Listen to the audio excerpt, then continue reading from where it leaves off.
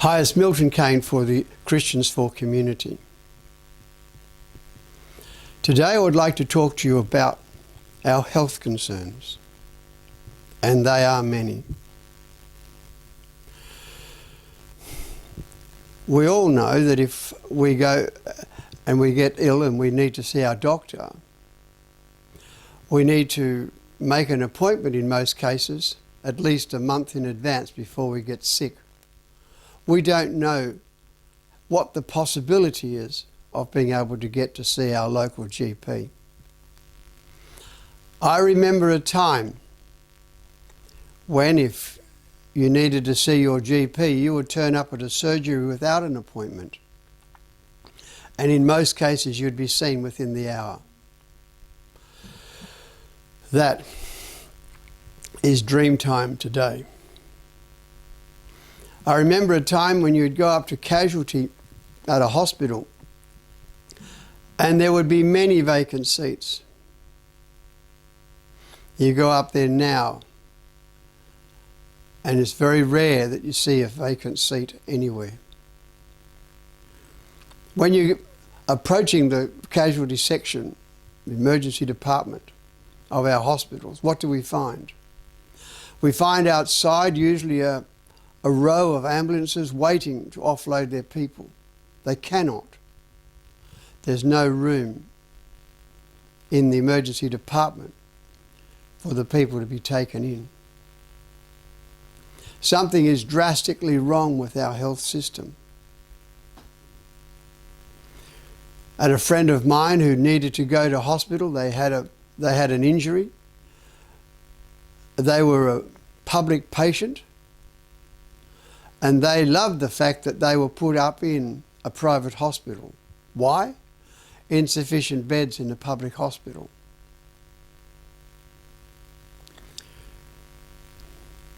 We need to fix this problem. We need to understand what went wrong in the first place, and we need to fix it. It is not much point in having an inquiry into finding out what precisely went wrong, simply because it will take time for that inquiry to report and the queues will get longer and more lives will be at risk because of the inability of people being able to be delivered health care they need. But there are a few things that we do need to understand, and that is that we need to see an increase in expenditure in our hospitals. It needs to be a systematic, ongoing investment in our hospital systems and in our healthcare in general. As we may not know, healthcare is divided between the state and the federal governments. And the shared responsibility has not always worked out too well.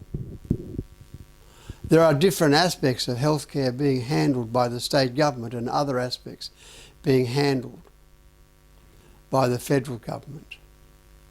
For example, when you visit your local GP, the Medicare component of that is a federal government matter.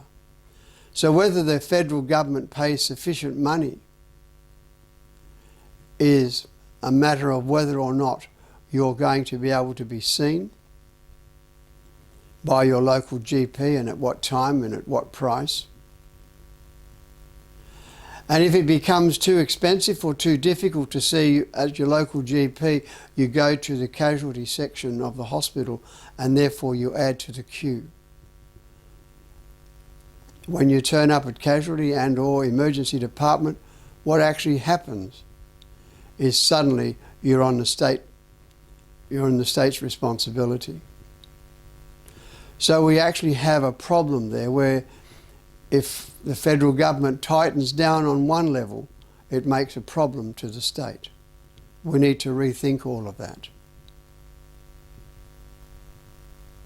So far as our hospitals are concerned, we do need to have more beds in our hospitals. There have been some new new hospitals that have been built in the recent years. But every time we build a hospital, the old one is just not, it's taken out of commission. It's not used anymore. So the beds that we did have there are no longer there.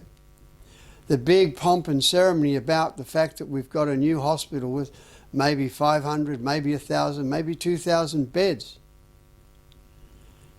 is underpinned by the problem that we just lost a whole bunch of beds from the other hospital. And so the 1,000 new bed hospital may actually be a net reduction in beds, or maybe only a slight increase. It depends upon the circumstances. Some of these old hospital buildings, they become used as a part of the health department's administration when they could and should be used to deliver health care. The ratio of beds, the number of beds per 1,000 in the population, has been declining over the past several decades. And that's got to stop. We need to increase it. We have people telling us that we need to permit more immigration, and yet I say to you, more immigration is going to cause more problems to our health system, let alone to our housing system as well. At the end of the day, we should not be inviting people to come here unless we are upgrading the infrastructure so that we can well and truly deliver to them good health care, as well as that good housing as well. But the problem that we have is one department doesn't get itself concerned with another. We need an overall view. So as I've said, we need to increase the number of beds per 1,000 of our population. And those need to be real beds in hospitals and not beds in another place. That is, in a private hospital, in a hotel, in some other supported accommodation, or even as they have the classification of beds at the patient's home. No, we need to have the beds in the hospitals. And yet to do that, we'll need to increase the number of nursing staff.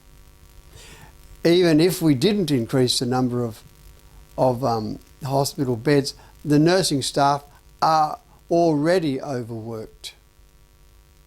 Our problem is that what we've chosen to do in the past several decades is move from an apprenticeship style nurses training to move to a university training. And so hence when you get a person who has completed their university degree, they're offered an expensive position in a hospital ward. A lot of the work the nurses do in the hospital ward is about observation, making sure the patient is comfortable and that their meds are taken and that any dressings of wounds that need to happen happens. It's very often a lot of observation, a little bit of hands-on, but that observation is very important because that observation will give a view on whether recovery is happening or not. But we don't need to have every nurse to be university qualified. I think we need to seriously consider going back to the apprenticeship style training. We'll have more people, more eyes, more nurses' eyes in the ward. A nurse cannot observe that which she cannot see. And that's terribly important. There are stories from time to time for various reasons where people have waited quite some time when they needed assistance to go to the bathroom and were unable to get there because there was no one there to assist them. We need to stop that from happening. Many people are not able to feed themselves because of their relevant injury they have. That needs to happen, that they get their food. whether it be a nursing staff or somebody else, they need to be able to get their food, because after all, that good food can assist in the recovery process. So yes, we need more beds, we need more nurses, and we need a lot more space for our emergency departments. Those doctors do a wonderful job.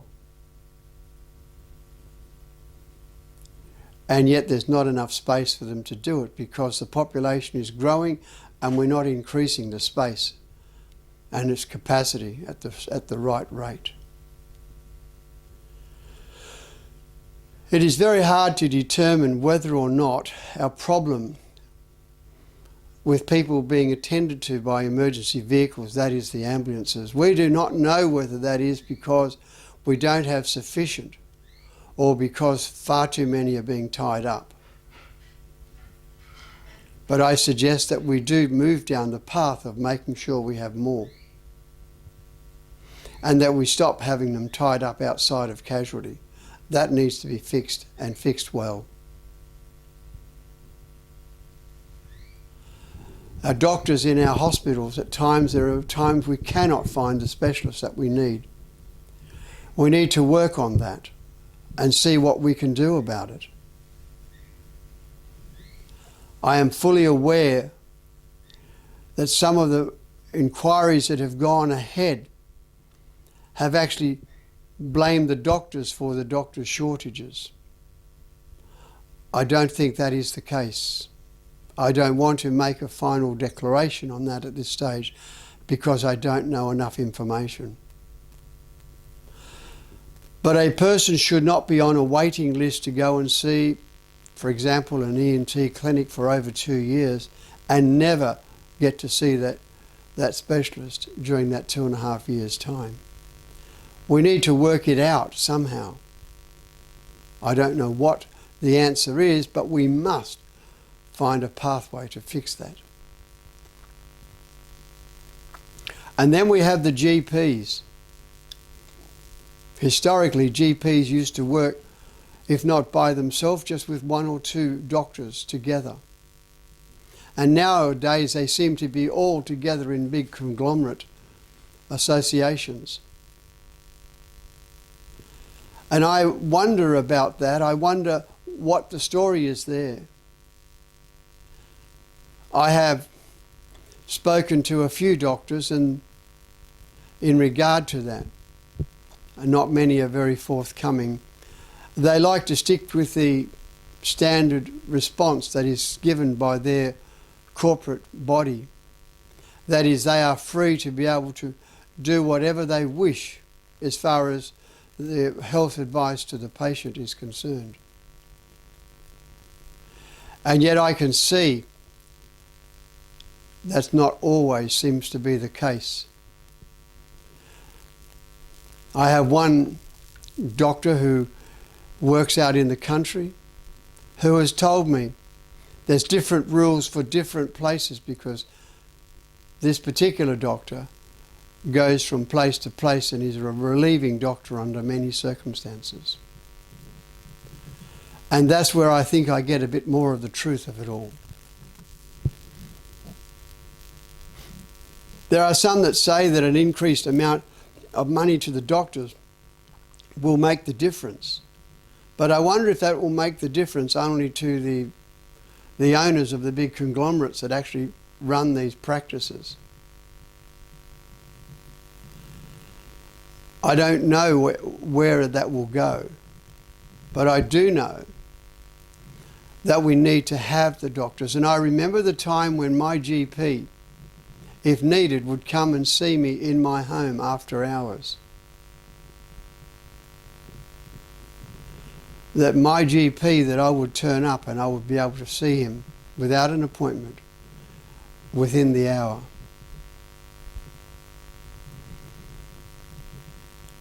There's a lot of things that we have to do to fix, but we actually have to think about and actually have a vision of what the goal is, or we won't be able to fix anything if we don't have our eye on the goal. I don't believe there are many politicians in New South Wales that have the eye on the goal. As far as the Department of Health is concerned, they want to have close to 100% occupancy rate in our hospitals. And I suggest to you that that is very dangerous.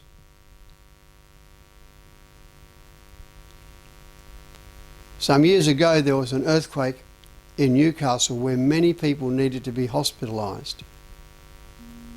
If we were running close to 100% occupancy rate back then, where would these people have been housed in their hospital bed? No, we need to have a gap there in case something happens. In our world, of all of a sudden, we could have a motor vehicle accident which could claim injuries to many people travelling in a bus or even in a train accident. We can go back to the Granville problem. There are many times that there's going to be a need for a lot of beds.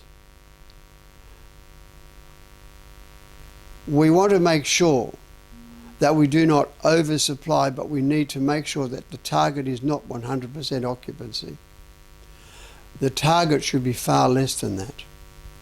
And I suggest a figure of somewhere around about 80 to 85% occupancy would at least give us a fair bit of wiggle room in case we have a problem. So we need to set the goal. We need to make sure we have a goal which is a target that we want to achieve, which will deliver the best health care that we should be delivering to the people of New South Wales. If you believe in a goal-orientated health system, one that wants to make sure that in all things you are going to be delivered the best health care possible at the time you need it, you'll need to vote for me, Milton Kane, for the Legislative Council in New South Wales in March 2023. Thank you.